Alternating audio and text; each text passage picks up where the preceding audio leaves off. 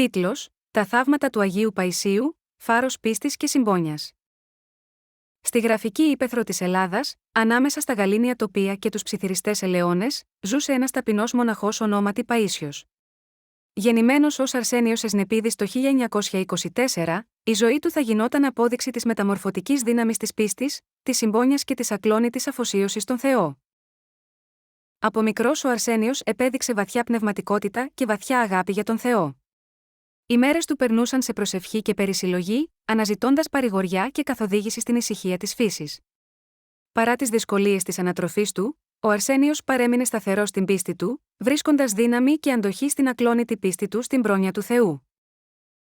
Καθώς ο Αρσένιος μεγάλωνε, ένιωσε την κλίση να αφιερώσει τη ζωή του στον Θεό με πιο βαθύ τρόπο.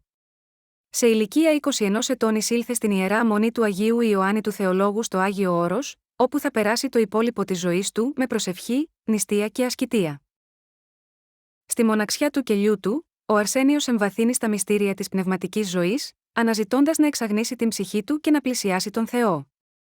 Οι ασκητικές του πρακτικές ήταν αυστηρές νηστεία, αγρυπνίες και αυταπάρνηση, ωστόσο τις έφερε με ταπείνωση και χάρη, γνωρίζοντας ότι ήταν ο δρόμος προς την πνευματική φώτιση.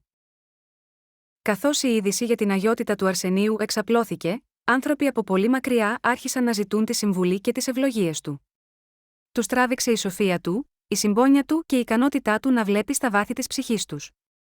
Πολλοί αναζήτησαν θεραπεία σωματική και πνευματική και βρήκαν παρηγοριά στην παρουσία του. Ανάμεσα στα αμέτρητα θαύματα που αποδίδονται στον Άγιο Παΐσιο, ένα από τα πιο γνωστά είναι η θεραπεία ενός παράλυτου νέου. Μην μπορώντας να περπατήσει για πολλά χρόνια λόγω μιας εξουθενωτικής ασθένειας, ο νεαρός ήρθε απελπισμένος στον Άγιο Παΐσιο, αναζητώντας ανακούφιση από τα βάσανά του. Κινούμενος από ευσπλαχνία, ο Άγιος Παΐσιος προσευχήθηκε θερμά για τη θεραπεία του νέου και ως εκ θαύματος μπόρεσε να σηκωθεί από το κρεβάτι του και να περπατήσει για άλλη μια φορά. Όμως τα θαύματα του Αγίου Παϊσίου δεν περιορίστηκαν μόνο στη σωματική θεραπεία. Είχε επίσης το χάρισμα της διορατικότητας και της διόρασης, προβλέποντας συχνά μελλοντικά γεγονότα και προσφέροντας καθοδήγηση σε όσους είχαν ανάγκη. Οι προφητείες του ήταν τρομερά ακριβείς, με αποτέλεσμα πολλοί να πιστέψουν ότι διέθετε θεϊκή ενόραση για τα μυστήρια της πρόνοιας του Θεού. Ο Όσιος Παΐσιος σε όλη του τη ζωή παρέμεινε ταπεινός και ανεπιτίδευτος, αποδίδοντας όλα τα θαύματα και τις ευλογίες στη χάρη του Θεού.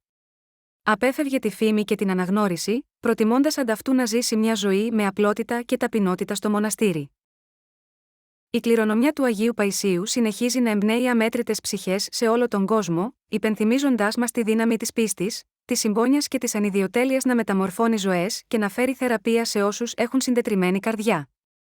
Τα θαύματά του χρησιμεύουν ως μαρτυρία της διαρκούς παρουσίας της αγάπης και του ελέους του Θεού στον κόσμο, και το παράδειγμά του συνεχίζει να καθοδηγεί και να εμπνέει όλους όσους επιδιώκουν να βαδίσουν το μονοπάτι της δικαιοσύνης.